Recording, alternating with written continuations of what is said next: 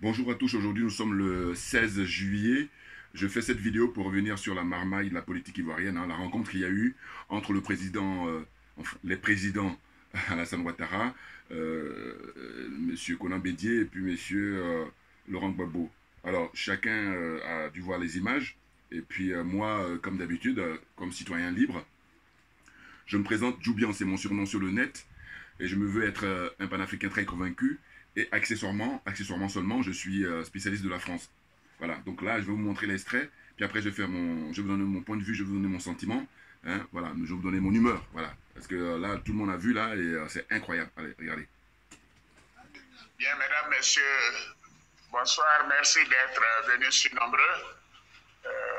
Je suis avec mes prédécesseurs, le président Henri Konan Bédié et le président Laurent Gbagbo. Nous avons eu une très bonne séance de travail et nous sommes convenus que le Benjamin, Laurent va lire un document pour rendre compte des échanges que nous venons d'avoir. Doyen, vous êtes d'accord avec ça? Absolument. Bon, d'accord, voilà. Bien, Benjamin, tu as la parole.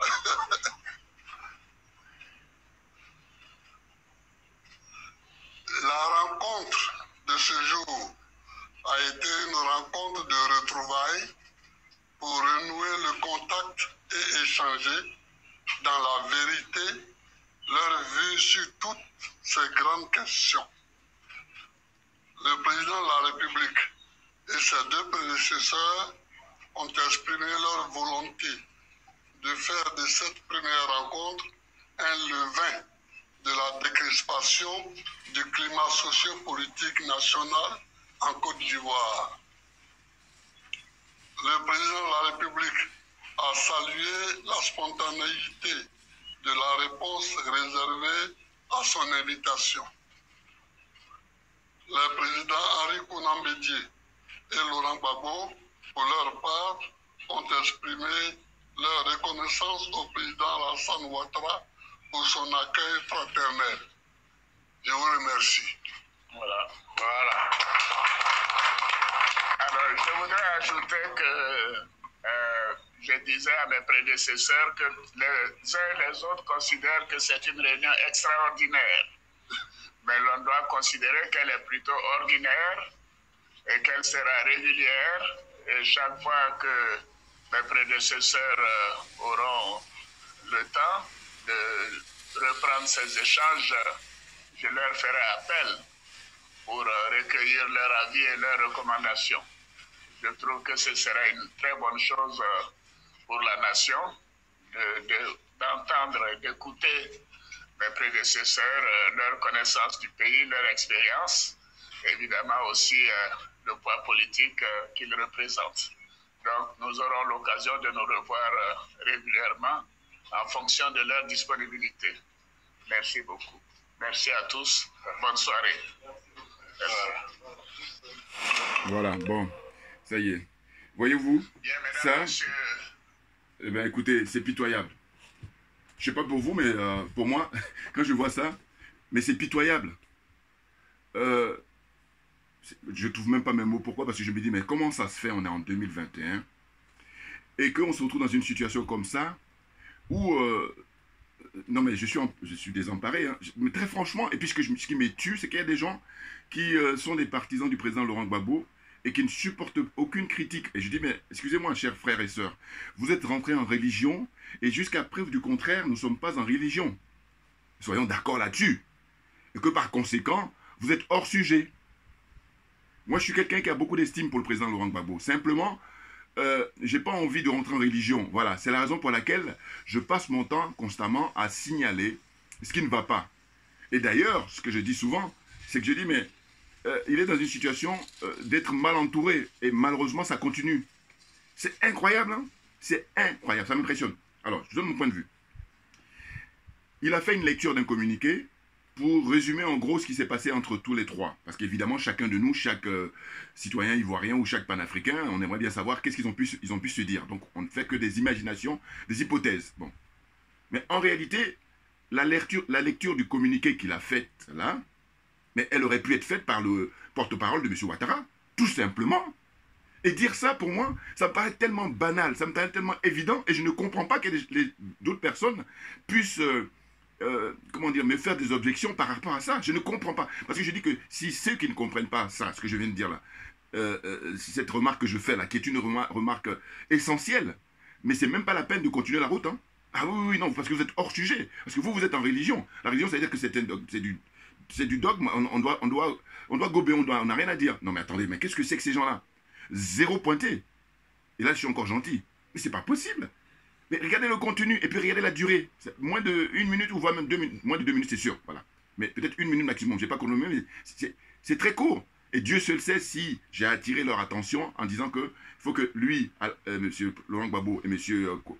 Konan Bédié fassent convoquer la presse internationale et la presse africaine, la presse ivoirienne, pour dire, voilà, dorénavant, nous en avons marre de la France-Afrique, nous en avons marre de l'impérialisme, et nous en avons marre du colonialisme. Fin de, comment dire, la conférence des presses. C'est tout. Or, ça, on est dans une situation où il y en a, quand je dis ça, ils disent, oh, mais il cause toujours. Mais oui, mais vous êtes trop léger. Excusez-moi, vous êtes trop léger. Et puis moi, je dis, concours d'honnêteté intellectuelle. Et puis, il faut savoir ce qu'on veut. Est-ce qu'on veut sortir la situation dans laquelle on est, dans laquelle nous a plongé le système de la France-Afrique, dont M. Ouattara est un élève, dont M. Ouattara est un soldat? C'est ça, la discussion.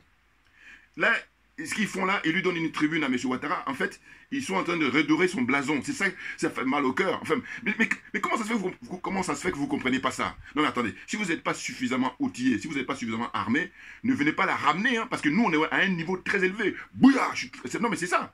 Mais c'est pas possible. Des minimums comme ça, vous ne maîtrisez pas. Au lieu de nous le remercier. Ah, mais moi, alors là, je suis désolé. Moi, quand je ne suis pas bon dans un truc, il y a quelqu'un qui est bon, je dis, ah, il est bon. Voilà. Et vous allez observer, prenez toutes mes vidéos, vous allez voir. Je salue tout. Voilà. Mais il y en a là, ils ne sont même pas à ta hauteur, à ta cheville. Et puis quand tu fais des remarques qui sont très pertinentes, eh bien non, ça les emmerde parce qu'ils ne comprennent rien. Voilà, en vrai, c'est ça. Ils ne comprennent rien. Et c'est fatigant. Non mais franchement, nom d'une pipe, excusez-moi d'être grossier, mais c'est pas possible. Combien de gens, hein, je ne suis pas le seul, mais évidemment ceux qui sont dans le même état d'esprit pour dire que, mais le communiqué aurait pu être fait par un, comment on appelle ça, un porte-parole de M. Ouattara, tout simplement, parce que ça lui revient, à chacun sa tâche, à chacun ses responsabilités, non mais qu'est-ce que c'est que ça? Et puis, je vois là, des commentateurs soi-disant qualifiés, et ils ne vont pas relever ça. C'est impressionnant, les gars. C'est trop... Non mais attendez, je ne comprends pas. M. Ouattara est en difficulté plus que jamais. Il a humilié les Africains, il continue à les humilier, et le peuple ivoirien en particulier. Et donc, là, comme il est en difficulté, mais il faut en profiter pour en finir avec lui. Et en finir avec lui, c'est simplement ne pas lui donner, ne pas redorer son blason. Parce qu'en réalité, il est en difficulté partout. Hein? Il est en difficulté sur le plan intérieur, et il est en difficulté sur le plan international. C'est-à-dire que les flops qui se sont succédés là, mais en plus c'est tout récent, c'est-à-dire le voyage de M. Blaise Compaoré, c'est lui qui a cogité ça avec les Français. Hein? Comment dire, les 49... comment dire, d'ailleurs, eux, à leur sujet, j'ai réfléchi, j'ai dit, bon, quelle est la différence? Dites-moi, hein, parce que ceux qui sont qualifiés, envoyez-moi des commentaires. Quelle différence faites-vous entre des mercenaires et des djihadistes? Voilà. Parce que moi, je les mets ensemble avec des djihadistes. Hein. Ça veut dire que pour moi, c'est synonyme. Voilà. Mercenaires et djihadistes, je les mets dans le même pot. Voilà. Et c'est suite à la situation des 49 Ivoiriens qui sont partis sur le territoire malien, là, qui sont arrivés comme des pieds nickelés. Voilà, dites-moi, envoyez-moi des commentaires. Mais c'est pas possible.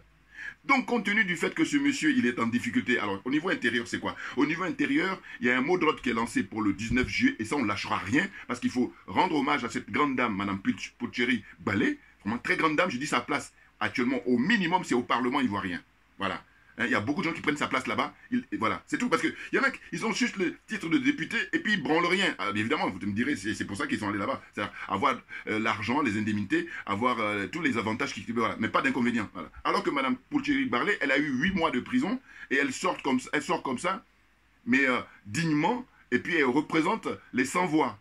Hein, elle représente la très grande majorité des Ivoiriens qui n'osent pas parler parce qu'ils ont peur. Vous vous rendez compte? Mais c'est impressionnant. Donc, sur le plan intérieur, M. Ouattara, les difficultés qu'il a, donc je dis d'abord la vie chère, donc on maintient le mot d'ordre de comment on appelle ça, contre la vie chère, là, les gens doivent rester chez eux. C'est tout. Alors là, on ne peut pas faire mieux, hein, au point de vue manifestation pacifique. Tu restes chez toi, tranquillement, tout le monde doit rester chez soi le 19 juillet, voilà, en Côte d'Ivoire. Voilà, très important. Et là, vous allez voir, ils vont moins faire le malin. Et même, ils vont maintenant écouter les gens. Alors que jusqu'à présent, ils font le malin parce que leur business tourne. Et je vous dis, eux, leur paradigme, c'est le capitalisme, c'est la consommation, la consommation. Donc, tant qu'il y a consommation, vous pouvez dire tout ce que vous voulez, c'est pas leur problème. Parce que chacun son paradigme. Eux, leur paradigme, c'est ça. Donc maintenant, il faut appuyer là où ça fait mal. Et en arrêtant l'activité, parce que l'activité économique étant arrêtée, je vous dis, ils vont vous prendre au sérieux. C'est une évidence. Il n'y a pas besoin d'aller faire une première année en économie ou en sciences politiques ou je ne sais où encore. Je ne sais où encore. Il y en a là, beaucoup, ils sont très loin du compte et puis ils viennent faire le malin pour perturber les discussions et puis les réflexions. Hein? On est en train d'avancer là. Non mais c'est terrible. Hein? Donc, je continue. La vie chère, ça c'est le premier point, le point majeur. Ensuite, il y a, les prisonniers politiques, d'ailleurs, qui doivent même en avant, voilà, en premier même, parce que eux, ça date. La vie chère, bon. Hein? Donc, hein, les prisonniers politiques. Prisonniers d'opinion. Hein. Les opposants qui sont en prison. Les opposants, voilà. Quand tu es opposant à Ouattara, allez, on est en prison. Moi, là, je suis en Occident, je suis en France. Mais si j'étais en Côte d'Ivoire, là, je suis en prison longtemps. Hein. Faut qu'on soit d'accord là-dessus. Voilà. Tout le monde le sait d'ailleurs, enfin. La plupart des gens le savent. Donc, c'est grave. Parce qu'en fait, je suis en train de dire que ce pays appartient à tout le monde. Hein. Pas plus, pas moins à M. Ouattara. Voilà. Mais il se trouve que M. Ouattara et lui, sa femme et son entourage, ils s'approprient le pays, ils privatisent le pays. Et puis on dit que non, vous n'avez rien à dire. Mais, attendez, la Côte d'Ivoire n'est pas née quand M. Ouattara est venu au pouvoir. Il faut qu'on soit d'accord là-dessus. Voilà. C'est incroyable. Donc là, dire qu'il faut bien gérer le pays pour que tout le monde soit gagnant, eh bien non, on te met en prison. N'importe quoi. Donc, big up à Mme Poucheri Balé. Grande dame, hein. Franchement, j'ai beaucoup de respect pour cette dame. Voilà. Et puis ensuite, qu'est-ce qu'il y a encore? Les immeubles qui s'écroulent. Mais attendez, il y a des pays actuellement en Afrique qui sont moins bien classés que la Côte d'Ivoire économiquement. Eh bien, il n'y a pas d'immeubles qui tombent comme ça. Donc posez-vous les questions, posez-vous des bonnes questions. Qu'est-ce que c'est que ces gens-là? Je vous dis des minimums comme ça, vous ne les maîtrisez pas et vous voulez emmerder le monde. Non mais c'est fatigant. Et j'ai pas le temps, Assimi Goïta. Voilà. Donc, qu'est-ce qu'il y a encore? Il pleut. Quand il pleut, la catastrophe. Hein, la Côte d'Ivoire en général et Abidjan en particulier. Avec, on voit des images comme ça où il y a des cimetières qui sont inondés d'eau. Et pour les vivants, eh ben, les cours ou les maisons, tout est complètement englouti d'eau. Il n'y a pas de, les routes sont complètement envahies. Non mais c'est grave, c'est très grave, parce qu'au fond, ces gens-là, ils ont des charges, ils ont des obligations, mais ils ne les remplissent pas. Et c'est ça qui est à dénoncer, et le dénoncer, c'est le minimum. Autrement, de quoi on parle autrement? C'est pour ça que je parle d'être hors sujet. C'est ça. Donc, M. Ouattara, il a plein de soucis, et c'est la raison pour laquelle, avec l'appel de Mme Poucheri Balé, eh ben, il essaie de appeler à la rescousse M. Bédier d'une part et M. Gbagbo d'autre part. Et eux, quand ils arrivent, moi j'ai déjà fait mes vidéos précédentes, rappelez-vous, où j'ai dit, déjà ils devaient contester la date. C'est-à-dire que c'est soit avant le 14 juillet, ou soit après, mais pas le 14 juillet, parce que le 14 juillet c'est un symbole pour la France. Or, M. Ouattara, comme il fait la danse du ventre depuis toujours auprès des Français pour leur dire, écoutez, je suis l'homme de la situation, hein, jusqu'à ma mort. Alors que les Français, ils avaient souhaité auparavant le mettre là pour 10 ans, voilà, maximum, et puis faire entrer un sang nouveau, à savoir M. Tidiane Thiam, par exemple. Bon, il ne veut pas. Il leur dit, non, je gère, ne vous inquiétez pas. Je vais couper la tête du petit Kofi, et puis la vie continue. Vous vous rendez compte? Donc, là, nous qui avons pris conscience de ça, et qu'on essaie d'expliquer les choses, bon, alors, évidemment, ceux qui sont partisans de M. Ouattara, bon, j'accepte, parce qu'ils sont dans leur logique. Mais en revanche, il y a des gens qui ne sont même pas forcément pour M. Ouattara, mais qui vont venir faire de la zizanie, qui vont venir faire embrouiller les pistes. En fait, bon. Donc, eux, ils sont perdus, ils ne savent pas où ils en sont. Parce que quand tu es soutien de M. Ouattara, alors on me dira, oui, mais pour le cas de M. Gbagbo, mais pareil, si vous êtes soutien de M. Gbagbo, ce que je dis là, repassez-le 2-3 fois, puis vous allez bien comprendre ce que je vais dire. Franchement, je passe tout mon temps à dire que M. Gbagbo, ce qui me plaît chez lui et que je le soutiens, c'est parce que je dis qu'il est désintéressé. C'est-à-dire que ce n'est pas quelqu'un qui vient faire de la politique pour l'argent, pour le matériel. Voilà. Donc lui, il fait de la politique au sens noble du terme. Bon, une fois que je dis ça, c'est pas fini. En revanche, ce que je maintiens, je persiste et je signe, je dis qu'il est mal entouré. Il y a même quelque chose là, récemment, quelqu'un qui l'a dit, Baba Nicolo, le frère Adjoukou. Bon, et il a dit, mais M. Ouattara, il n'est pas bon en politique, hein, par contre, il sait s'entourer. Et voilà, vous voyez un exemple comme ça. Alors on dira toujours, oui, mais lui, il a le soutien des Français. D'accord, mais il faut savoir ce qu'on veut. Moi, je dis toujours que quand tu as en face de toi des professionnels, mais il faut que tu joues en professionnel. Mais si tu as des professionnels, toi, tu joues en amateur, mais tu n'as aucune chance. Et donc, ce que je reproche au président Gbagbo, c'est ça. C'est-à-dire que les gens qu'il choisit là pour le conseiller, c'est tous des amateurs. Ils n'ont pas le même paradigme que lui. Voilà. La plupart, ce qu'ils veulent, c'est que lui, il revienne au pouvoir par miracle. Je vous dis, si M. Gbagbo revient au pouvoir, c'est miracle. Je vous dis la vérité. Oui. Parce que M. Ouattara, tout ce qu'il fait là, c'est du cinéma pour gagner du temps. C'est tout, rien d'autre. Parce que sinon, ça se saurait. Attendez. Rappelez-vous, M. Konan Bani, ancien Premier ministre, il avait été nommé pour faire un travail sur la réconciliation. Il a produit un rapport qui est très intéressant, très pertinent, ouais, un rapport très pertinent, voilà. Eh bien, J'ai déjà fait une vidéo là-dessus où j'ai montré, hein, même vous tapez sur Internet, rapport Konan Banny sur la réconciliation en Côte d'Ivoire. Mais il faut se poser la question de savoir qu'est-ce que ça donne, quels sont les... ce rapport-là, une fois qu'il est rendu, maintenant il faut le mettre en pratique. Oh, monsieur Ouattara a fait ça juste pour la forme. Voilà. Comprenez? Il a fait juste pour la forme. Donc je dis qu'on a suffisamment d'éléments, on a suffisamment de preuves comme quoi ce monsieur, ça ne l'intéresse pas la paix en Côte d'Ivoire. Pourquoi? Parce que ce n'est pas dans son intérêt. C'est ça qu'il faut comprendre. Et ça, c'est simple. Oh, il y a des gens qui sont partis là pour... Non, mais c'est incroyable. Enfin, bon, bref, on me dira, ça fait partie... hein, c'est de bonne guerre, mais c'est pas possible. Attendez. Moi, je veux dire que je suis tranquille. Pourquoi? Parce que je dis, c'est ma nature. Quand quelqu'un est bon dans un truc, je dis, voilà, il est bon. Mais quand t'es pas bon, je dis, pousse-toi, laisse quelqu'un qui est bon. Pour gagner du temps. Parce qu'ici, c'est ce qu'ils font. Hein. Enfin, quand je dis ici, la France est disqualifiée. Hein. Je parle des autres pays. Voilà. Je dis toujours que la France est le modèle de la zone CFA, la zone des aliénés, la zone des complexés et la zone des corrompus. Mais une fois que vous enlevez cette zone-là avec la France, eh bien là, vous revenez au sérieux. Voilà. On est d'accord? Voilà. Donc, au fond, les trois là, personnalités là, d'abord M. Henri Konan Bédié, ensuite M. Bédi et M. Gbagbo, et puis ensuite M. Ouattara. Écoutez, je ne connais pas beaucoup, enfin, je connais pas beaucoup la classe politique dans les différents pays au monde. Ou du moins, je connais beaucoup moins, beaucoup moins. En revanche, la classe politique en Côte d'Ivoire, surtout cette génération-là, les trois là, mais quand je les observe, je dis, écoutez, ça c'est mon point de vue encore, donnez-moi les commentaires. Ils sont dans une haine les uns des autres, mais c'est impressionnant. Même ça, pour moi, ça dégage, ça se voit là, à l'écran, ça crève l'écran, voilà, c'est ça pour moi. Ça crève l'écran. Ils sont en pleine hypocrisie, mais grave.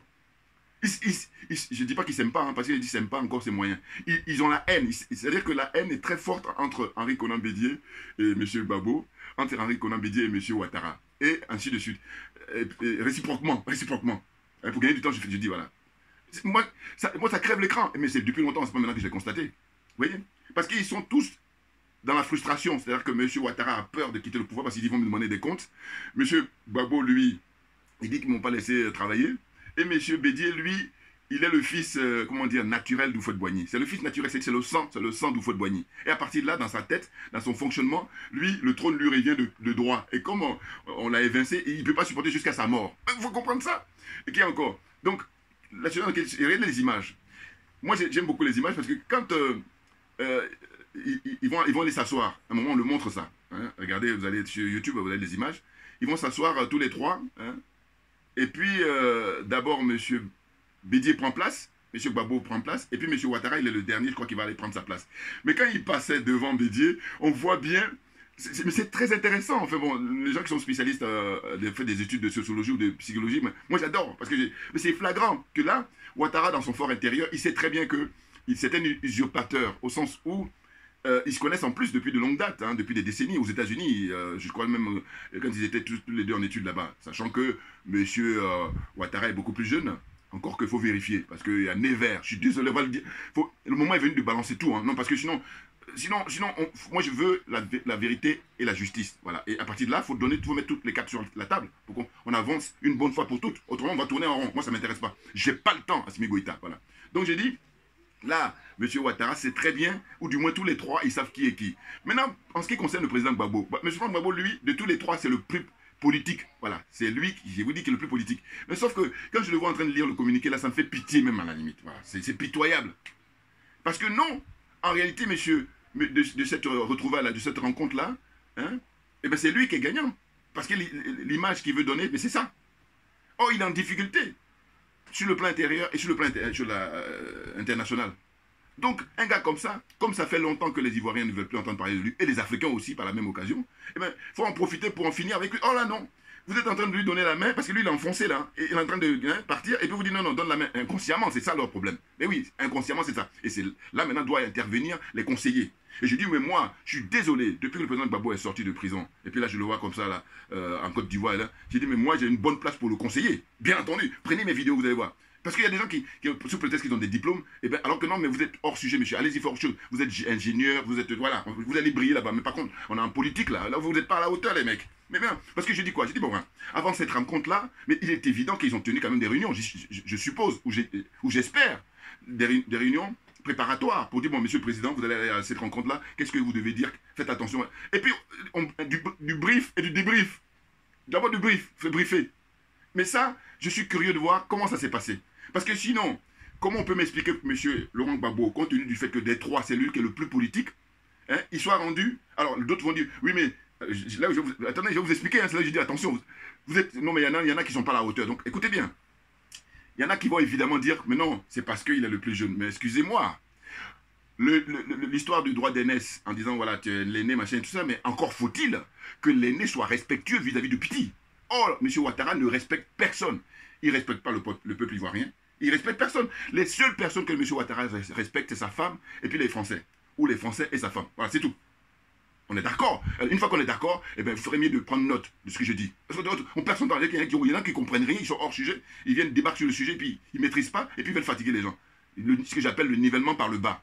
Bien entendu. Parce qu'évidemment, je suis sûr, il y en a plein là. Oui, mais c'est fait parce que lui, il est beaucoup plus âgé de quoi? Attendez, il y a la bienséance. Certes, tu es âgé, mais il faut déjà être respectueux. Parce que si tu es respectueux, et puis d'ailleurs, le respect, c'est pas quelque chose qui se commande, hein, c'est quelque chose qui est... C'est naturel. Voilà. Donc, je veux dire que moi, j'aime bien que les choses soient à leur place. Il se trouve que M. Ouattara, étant donné qu'il n'est pas respectueux et qu'il est méprisant, il ne mérite aucun respect. Donc, les histoires de, comment dire ça, droit d'aînesse et tout ça, dans cette situation-là, soyons d'accord, c'est simplement que ça arrange plus M. Ouattara que personne. D'ailleurs, vous allez constater, en longueur de rencontre, là, c'est ce qu'il disait.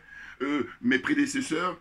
alors, ce qui est intéressant, c'est que lui-même, il reconnaît, il dit qu'ils ont un fort ancrage en Côte d'Ivoire. Mais il a tout dit, il a fait un aveu, il le sait, mais de toute façon, même ses supporters le savent. Donc, ils sont dans ce qu'ils appellent toujours, je dis, qu'il est dans un coup d'état permanent. C'est-à-dire qu'en réalité, si on organise les élections régulièrement, comme dans des pays démocratiques, c'est-à-dire où il y a la transparence, où il n'y a pas de main extérieure, vous voyez ce que je veux dire? Où il n'y a pas de trucage, mais M. Ouattara n'a aucune... Il le sait très bien, il n'a aucune chance. D'ailleurs, les calculs sont arithmétiques, au sens où quoi? Au sens où...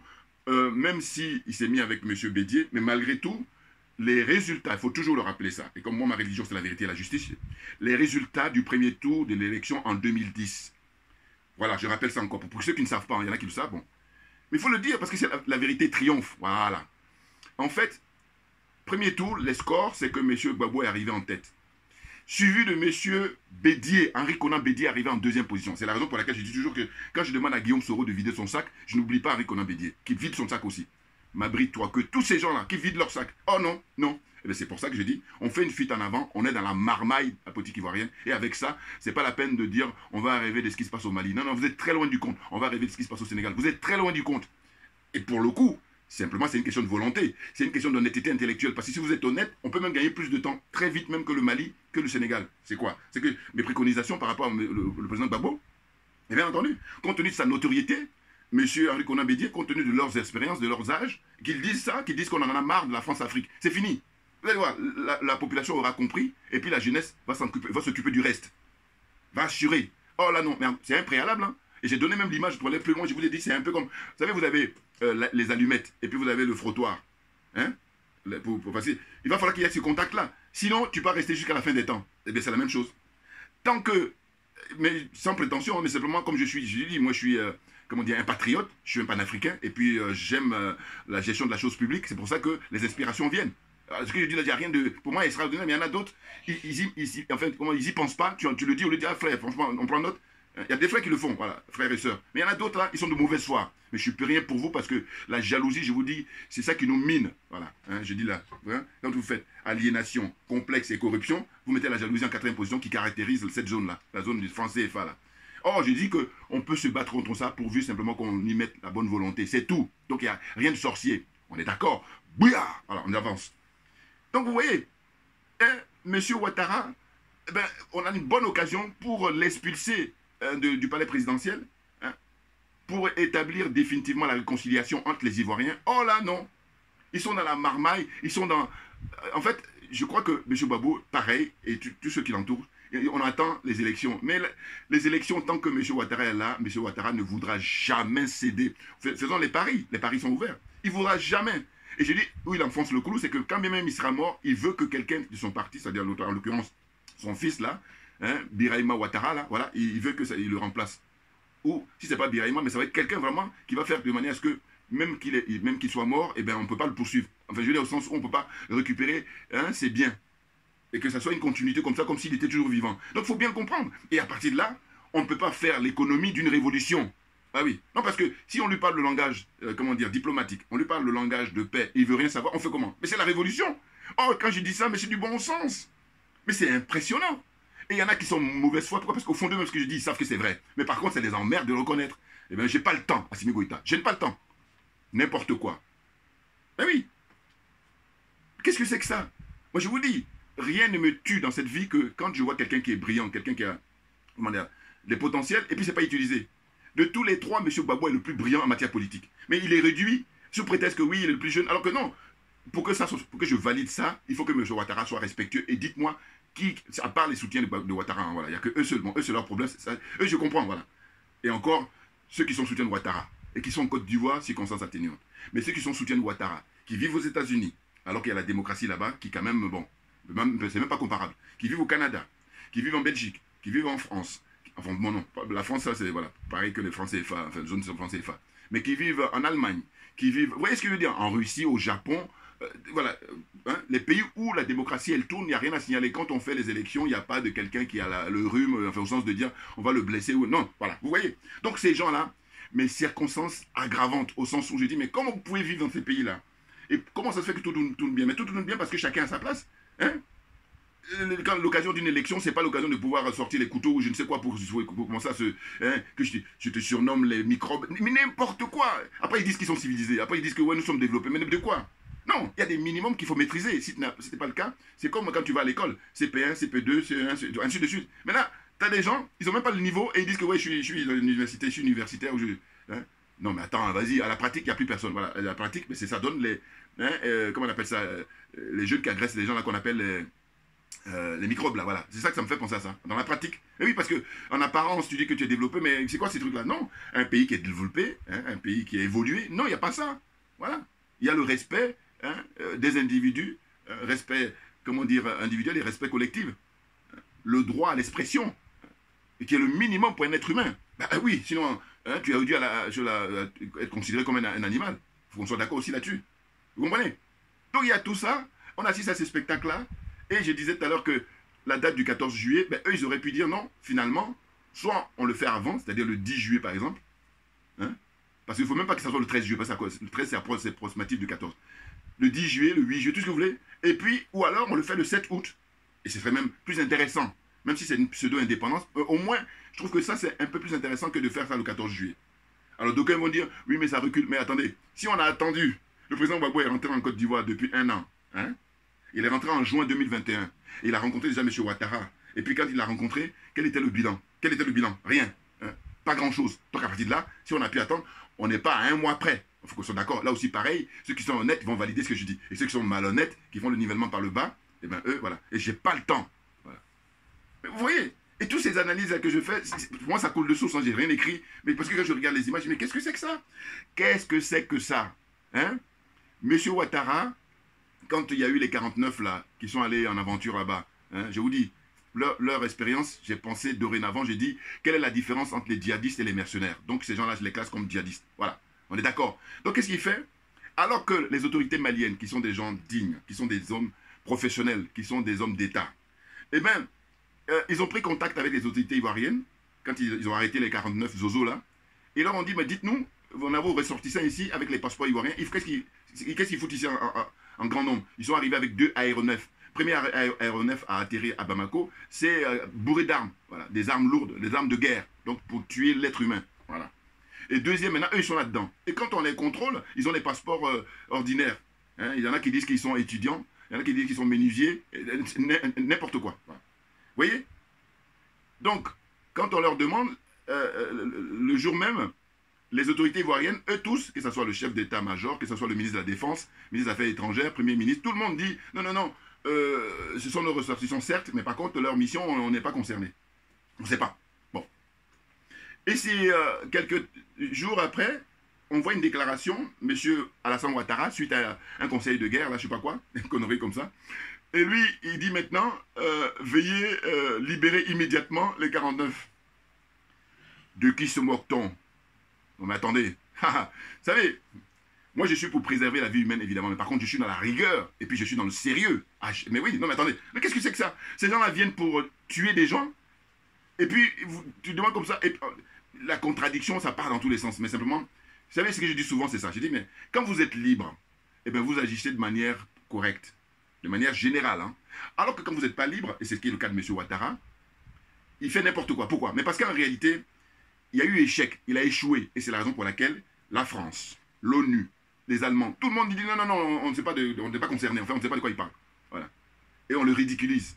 Alors qu'il aurait réussi, là, d'ailleurs c'est connu dans le monde entier par rapport à l'expérience humaine. On dit toujours que la défaite, il y a beaucoup moins de monde, mais quand il y a la victoire, il y a plein de, comment on appelle ça, des héritiers. Il y a beaucoup qui revendiquent ça. Voilà, on est dans c'est la même situation qui se présente là avec M. Ouattara. C'est-à-dire que comme il a foiré, hein, comme il s'est fait prendre la main dans le sac, les autres, ils se dédouanent. Et puis, cette expérience-là même, on la retrouve dans la vie de tous les jours. Quand les gens vont faire des cambriolages, très souvent, ou même dans les trucs mafieux et tout ça, on envoie quelqu'un, il va faire l'opération, quand il réalise, allez, quand il a du succès, eh ben on partage. Mais une fois qu'il perd, on dit, c'est tant pis pour lui. Voilà. Ils sont dans cette situation. Et donc, j'ai dit, mais, soit là, pareil, les analyses que je fais là, mais c'est pour les enfants de l'école primaire ou même la maternelle. Et si vous ne comprenez pas ça, ou si vous ne voulez pas comprendre ça, c'est votre problème, et j'y peux rien. Bouya. Voilà.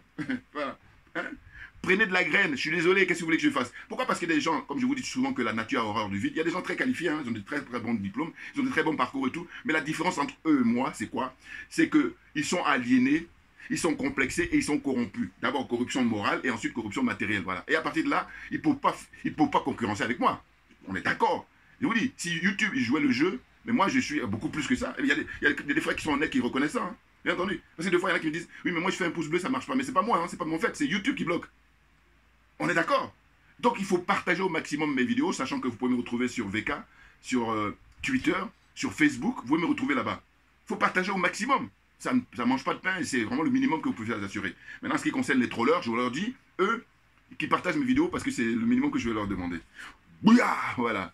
Vous voyez, donc c'est ce que je voulais dire aujourd'hui en ce qui concerne la rencontre là de ces trois personnalités-là et qui ont une haine. Mais je vous dis, mais j'ai jamais vu ça. Je n'ai jamais vu ça. Donc, en apparence, tout ce qu'ils nous présentent là, c'est de l'hypocrisie aussi là, qui a un niveau mais très élevé, l'hypocrisie là, entre eux là. C'est hypocrite, mais pas autre chose. Vous voyez?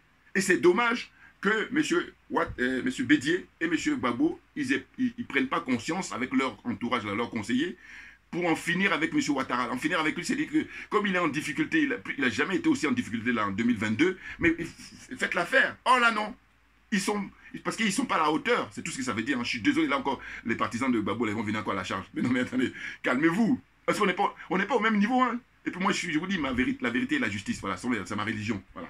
C'est mon paradigme. Or, vous, votre paradigme, il est ailleurs. Donc voilà, il vaut mieux que chacun mène son chemin. Vous n'êtes même pas obligé de regarder mes vidéos. Voilà, on est d'accord. Vous avez mieux à faire.